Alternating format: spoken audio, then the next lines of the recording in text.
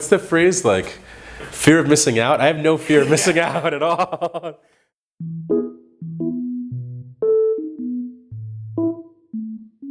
So the advice that I got the first time I was making angel investments, one is invest in the amount of money you can afford. Two is take it slow. Three is have no fear of missing out. New companies come out all the time.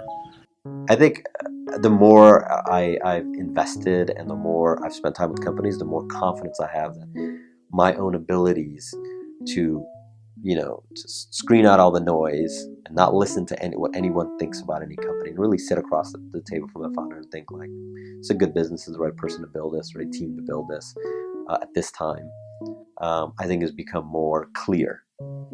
And maybe that, you can say that's confidence, but I think it's really more clarity of thought.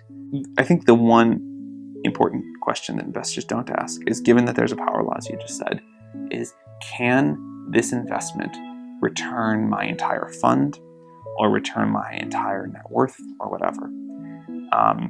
And actually, at this point when I invest, I think, can this one investment return like 5x or 10x my net worth? Like, I really try to go for the extreme outliers.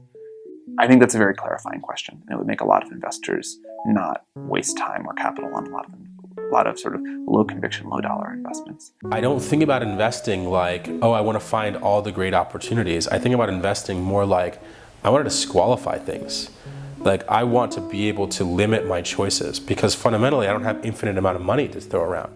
A lot of people are raising seed funds right now, many of which seem to be performing horrendously.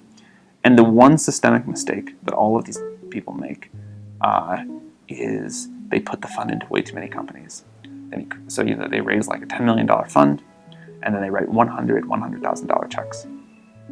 These people are trying to buy like friendship and being cool and whatever. They are not, as far as I can tell, trying to 10x their fund, because that is not the way that you do it. When I did a venture fund many years ago, I raised a $20 million fund, and I put, I guess, like 28% of it into one company. And people thought that was crazy. And in retrospect, had I, had a crystal ball, I would have put the entire fund into like 3 companies. In practice, that's too hard to do. But I would have tried to do the whole fund into like 6 to 10 companies instead of the 30-something I did.